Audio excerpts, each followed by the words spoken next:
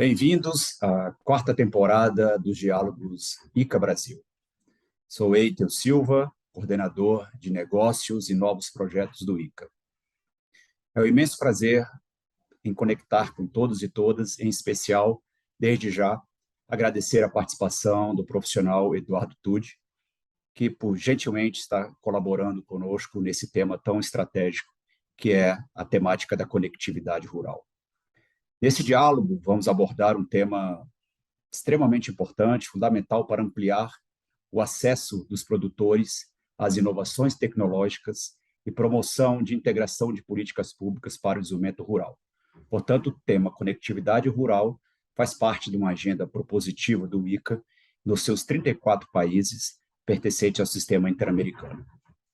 Eduardo, muito obrigado pela sua participação e boa tarde.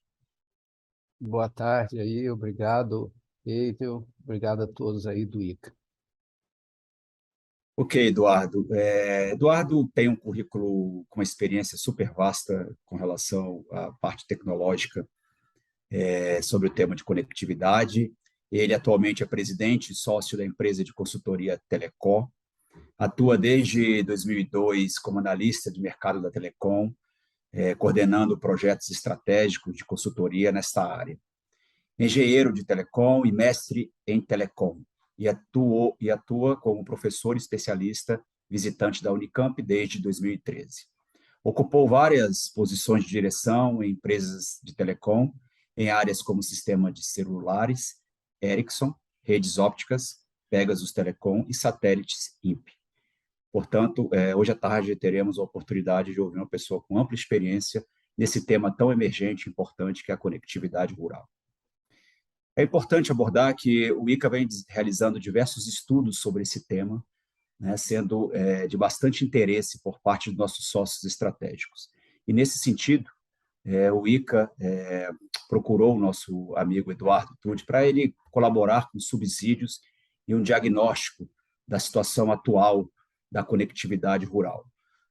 E, através de um levantamento de análise do contexto atual e também a sistematização da legislação pertinente ao tema, ele apontou alguns caminhos interessantes para que a gente possa refletir e, no futuro, compartilhar com nossos sócios estratégicos. Portanto, nós vamos debater esse tema de tanta expressividade que está sendo dialogado em todos os países da América Latina, em especial aqui no Brasil.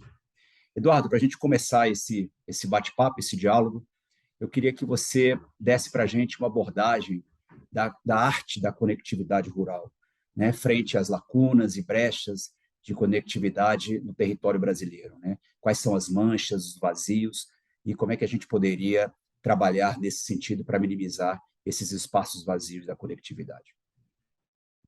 Bom, hoje o que a gente vê no Brasil é um esforço grande para levar a conectividade para as localidades, né?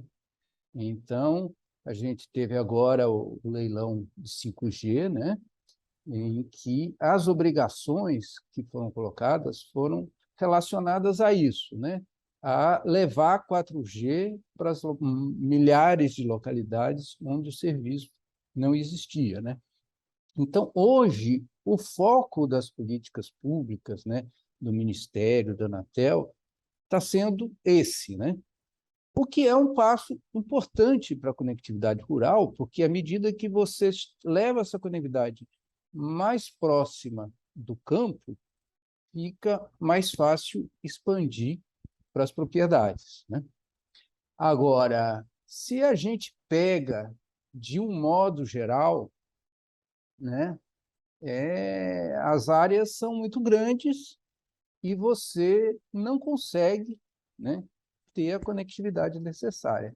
Eu vou dar um exemplo de um projeto que a Teleco tem trabalhado em Brumadinho, né, que é o Brumadinho Digital, em que é um município, né, da região metropolitana de Belo Horizonte, em que você tem uma boa conectividade no centro da cidade e áreas mais de condomínio, e quando você vai para o campo, onde existem agricultores, você não tem, vamos dizer, nem a conectividade móvel, você não consegue, consegue às vezes pegar um 3G, né, de vez em quando.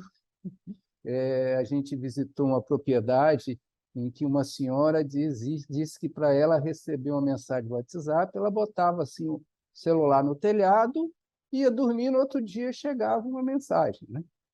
Então, e banda larga fixa, então, nem falar, né?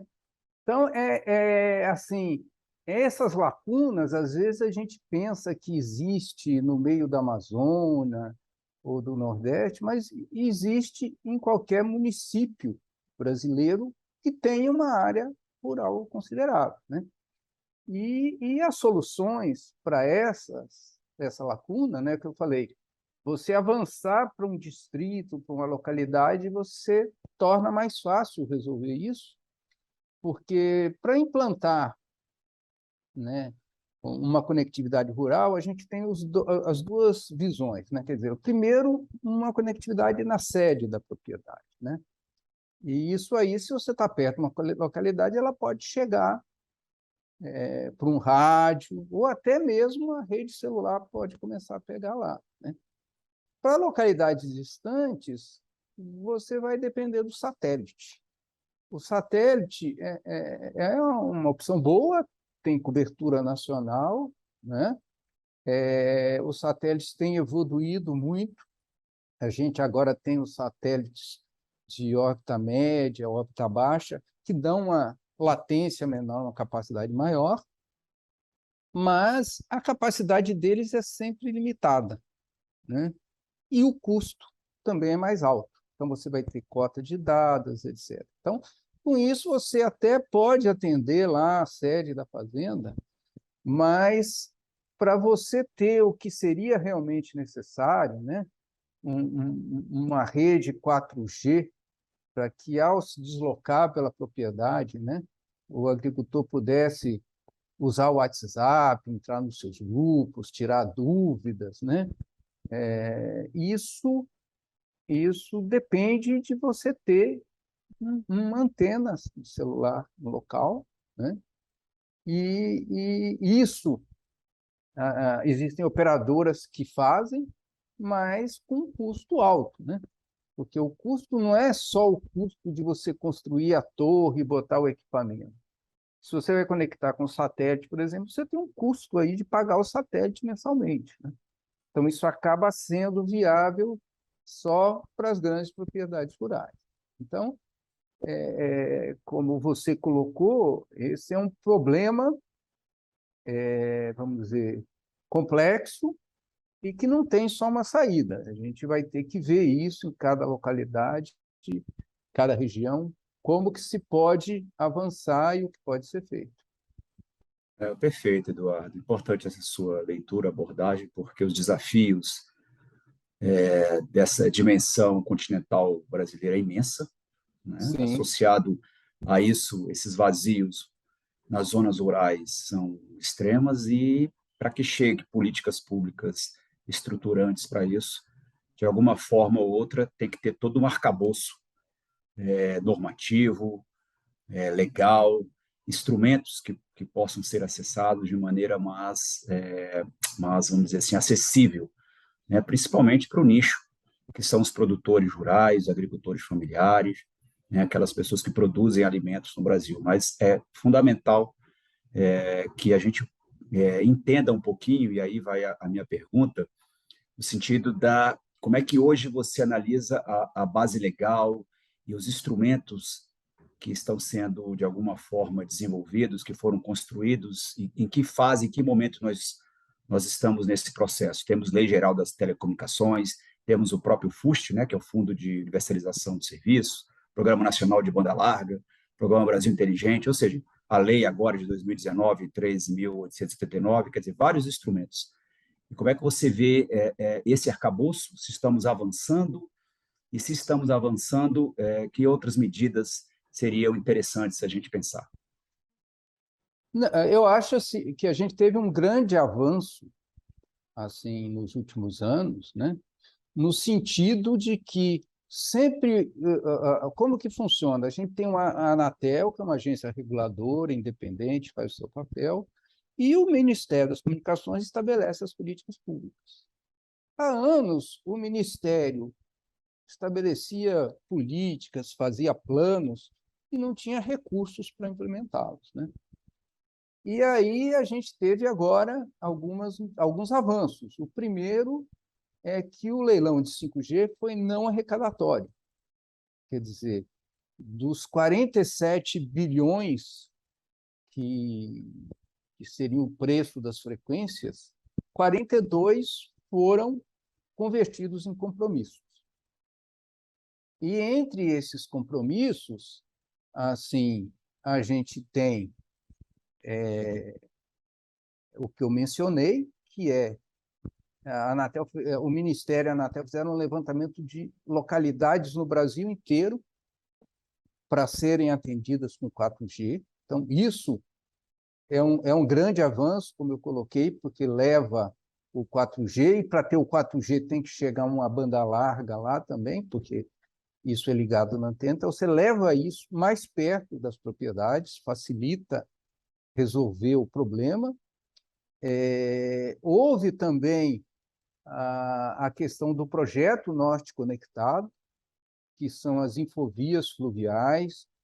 Esse é um projeto muito importante, porque a gente tem regiões com uma alta densidade populacional e a gente pode dizer que sem internet, né? A Teleco está agora fazendo estudo para o Ministério do Desenvolvimento Regional e para o próprio ICA, né? De melhorar, né, diagnóstico da conectividade no Alto Solimões, onde a gente tem ali 2 municípios na tríplice fronteira, né? Tabatinga, Benjamin Constant, com mais Letícia, que está do outro lado, isso dá 130 mil pessoas. Isso aí é conectado só por satélite. Nós estivemos lá visitando, a situação é crítica. A universidade, a prefeitura, ela não consegue entrar num sistema que hoje todo o governo, tudo é em sistema e preencher. As pessoas ficam lá virando à noite para tentar ter uma velocidade mais alta. Você não consegue usar meio eletrônico de pagamento lá. A única coisa que funciona um pouco é você mandar mensagem pelo WhatsApp. Então, a gente até comentou que eles estão lá com a internet de 20 anos atrás, né? E a chegada do cabo fluvial, né, vai representar aí uma quebra desse gargalo, né, com a capacidade limitada, né? É o ponto de partida, porque se nem nesses municípios você tem internet, como que você vai ter ali nas regiões ao lado dele? Então, esse projeto é muito importante, assim como também o recurso destinado à conexão de escolas, né? Muitas escolas rurais também que a gente encontra aí. Então, eu acho que houve um grande avanço nisso. A questão do FUST, que durante anos acumulou dinheiro para o Tesouro, né? Finalmente a gente teve aí uma mudança na lei e os recursos vão poder ser utilizados, né, para essa expansão da telecomunicação com as políticas públicas, né? Então, eu acho que a gente está no momento aí de incluir essa agenda nas políticas públicas, né? De modo que a gente possa avançar aí nas alternativas de conectividade para a área rural, né? Um dos pontos importantes que eu menciono no estudo, né, é o acesso a frequências, né? Hoje, todo mundo sabe que para você botar uma banda larga no campo, você precisa de frequências baixas, como a de 700 MHz. E você tem que botar na frequência que os smartphones usam, né? Porque você vai no campo, mesmo que não pegue na fazenda dele, o cara tem um smartphone. Ele vai para a cidade, ele tem um smartphone para usar quando dá, né? Então, você tem que chegar lá com uma tecnologia que ele já conecte o smartphone dele com a frequência disso. E essas frequências, elas estão com as operadoras. Então, você acaba tendo que contratar esse serviço da operadora, e a operadora, muitas vezes, para ela, não é viável economicamente. Então, se a gente tivesse abrisse a possibilidade de outros provedores terem acesso a essas frequências para implantar essas soluções, como aconteceu os provedores de internet no Brasil todo, que hoje somam mais de 8 mil, 10 mil, eles saíram implantando, né, sua fibra ótica para todo mundo. Então, se a gente tivesse essa possibilidade, né, e aí, para isso, a Anatel precisa avançar nessa regulamentação de usar essas frequências para oferecer onde a operadora não tem cobertura, né? Seria mais assim, mais gente buscando, né, dinamizando esse mercado e possibilitando o aparecimento de soluções aí para a área rural. É ótimo, Eduardo. Compartilho também da mesma opinião e trazendo um pouco para essa conectividade e essa diversidade, principalmente vinculada aos temas de produção da agricultura brasileira, torna-se fundamental também pensarmos em estratégias e políticas diferenciadas, porque sabemos nas zonas rurais e nos diversos Brasis que nós temos aqui dentro, nós temos os grandes produtores, né? Nós temos os pequenos produtores e os médios produtores, e todos eles com demandas, com necessidades diferentes. Então, portanto, essa diversidade, essa heterogeneidade precisa ser analisada desse contexto e construir políticas públicas, inovações que possibilitem atender essa diversidade, né? Como é que você pensa, tendo em vista essa complexidade dessa ruralidade brasileira, a gente pode desenvolver, pensar tanto no arcabouço normativo, legal, como programas estruturantes em nível federal e também em nível estaduais? Como é que você analisa essa problemática e, ao mesmo tempo, deixa de ser uma oportunidade para que a gente possa construir um Brasil mais conecto, né? Vamos dizer assim. Então, o que a gente vê aí é que nessas grandes propriedades, né, que têm mais recursos e querem não só uma conectividade no smartphone, até uma conectividade de dados para a agricultura de precisão, né, coisas desse tipo, a gente vê nas operadoras de celular já soluções prontas para isso, né? Como eu falei, tem um custo, mas se você é um produtor rural e bater na porta delas, elas vão ter essa solução, é um investimento inicial e você tem que garantir uma receita para pagar, né, esses custos, né? A maioria, como eu falei, acaba sendo conectada por satélite, porque não tem outro meio perto, né? Quando você vai já para médio agricultores ou pequenos, é muito difícil para uma propriedade dessa bancar uma solução, né? Então, na minha visão, teria que se trabalhar aí mecanismos ou de cooperativas assumindo isso, ou outros mecanismos de associação, né? De modo a tornar isso viável, né? E aí sim eu acho que tem um grande espaço aí para políticas públicas, né? De primeiro, né? A gente não vai, se olhar o Brasil todo, você não vai chegar e botar em todo o território brasileiro, que isso não vai conseguir. Nós temos que começar a identificar onde tem esses clusters, né?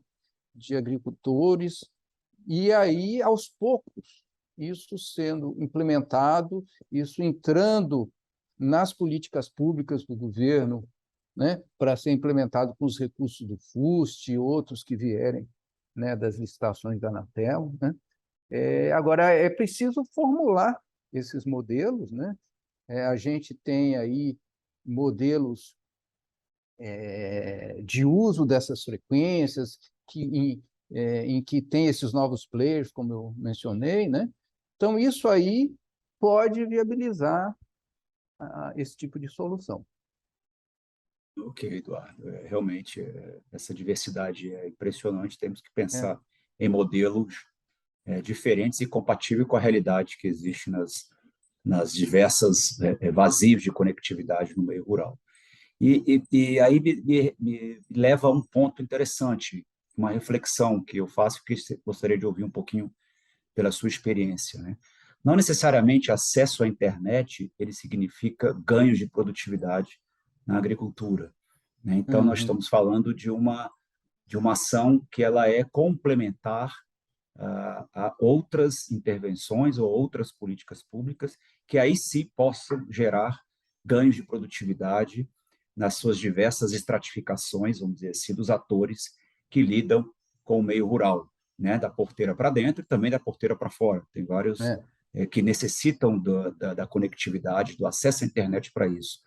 E é importante as instituições públicas, privadas, organismos internacionais, a própria sociedade estar ciente desse ato que existe e das possíveis soluções.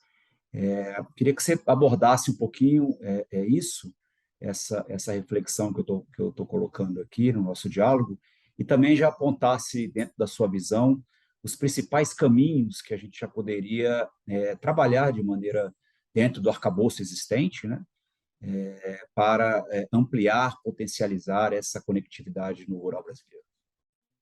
o que você colocou, na realidade, acaba sendo o que vem primeiro, o ovo ou a galinha, né? Porque você não, você cria os aplicativos, e existem muitos aí que a gente É, já encontra, e grupos e tal, mas se ele não tem a conectividade, aquilo, ou ele não sabe que existe, né? Ou também isso não desenvolve mais, porque não tem um público. Então, à medida que existe essa conectividade e que se faça esse esforço para conectar com o que já tem, você vai estar estimulando para que isso cresça, né? Mas o que você colocou, não tenha dúvida, não é a conectividade só para ele ficar conversando com os amigos. A gente sabe que hoje essa conectividade, né, às vezes só por um grupo de mensagens, né, é onde ele aprende, né? É onde ele tira as dúvidas num grupo, é onde ele recebe um material para estudar ali e na hora resolver um problema, perguntar para os outros como resolveram, né? E é uma porta para essa evolução, né? Do que está sendo feito no campo, né? Então, eu acho que isso, sem dúvida, é um processo paralelo, né, que não para na conectividade, mas a conectividade ela abre a porta para tudo isso, todo esse desenvolvimento do homem do campo, né? Então, eu acho que essa questão é muito importante para o Brasil, né, pela dimensão, né, que a área rural, que os negócios têm, e me parece que essa questão ela ficou muito tempo parada, até porque a gente não tinha nem boa conectividade nas cidades, que dirá, né, na área urbana. Agora que a gente está tendo uma conectividade melhor na área urbana, que está avançando para as localidades, é hora de levantar essa necessidade e avançar nesses modelos, como eu mencionei, da liberação, um maior uso de frequência por outros provedores e de inclusão nas políticas públicas, né, de mecanismos que possibilitem essa ampliação aí dessa cobertura móvel ou fixa para as áreas rurais.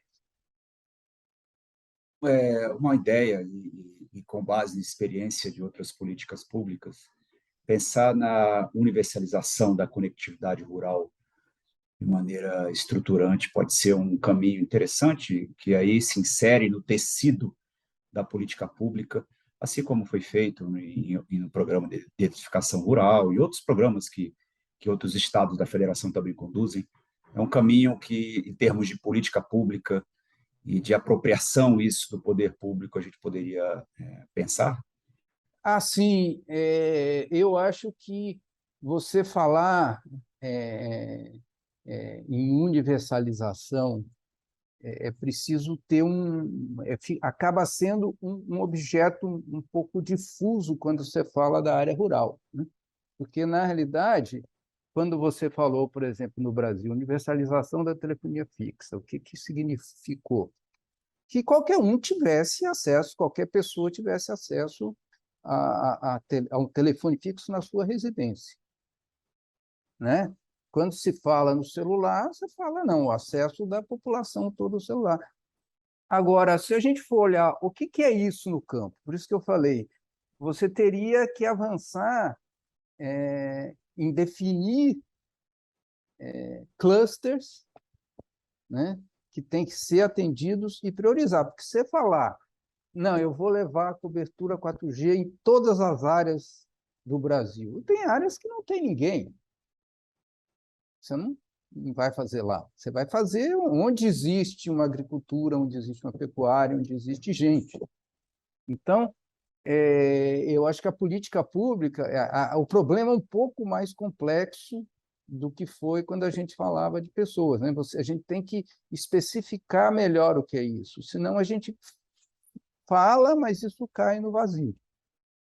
Então, Entendi. Definir clusters é, e, e e avançar aos poucos, né? E avançar aos avançar. poucos. É, Com aprendizado, você vai vai. estabelecendo Então, suas por exemplo, prioridades. a Anatel, no móvel, ela começou o seguinte: primeiro, o objetivo foi todas as sedes do município. Agora que já tem, né, faltava alguns que só tinham 3G, e agora ela vai botar 4G, ela avançou para os distritos e as localidades, né? Então, é preciso ter essas metas intermediárias, né, para tornar viável, né, palpável os avanços. Não, perfeito. E eu acho que, como você comentou, estamos num momento bastante propício para discutir isso de maneira Isso. estratégica para o país, principalmente dos efeitos, vamos dizer assim, nocivos pós-pandemia, Sim, né? E marcante aí na área da educação.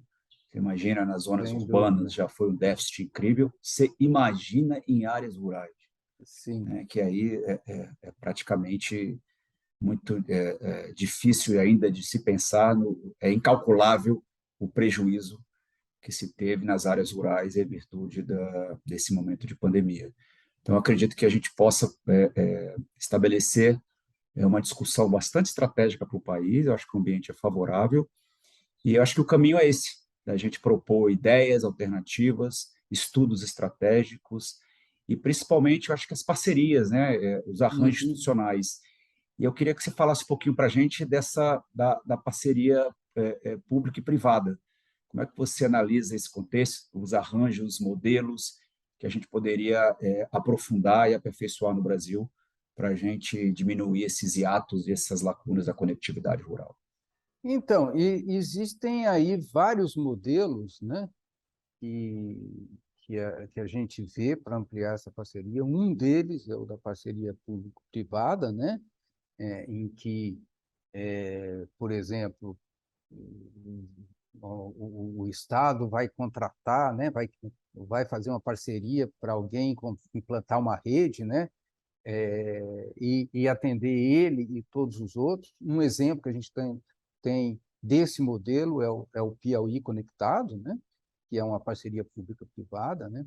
Existem outros modelos, por exemplo, nos Estados Unidos, hoje, eles estão colocando bilhões de dólares para o atendimento de áreas rurais, né? Então, o que eles fazem dividiram em clusters, como eu falei para você, né?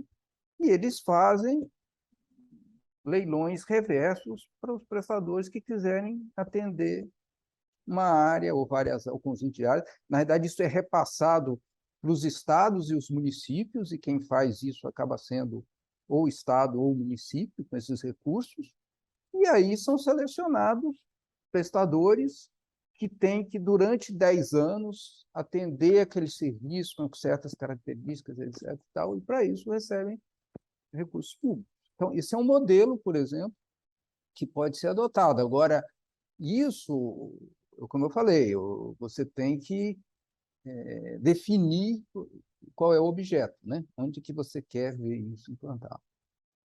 Ótimo, Eduardo. É muito importante esse nosso diálogo, um tema emergente, estratégico para o país.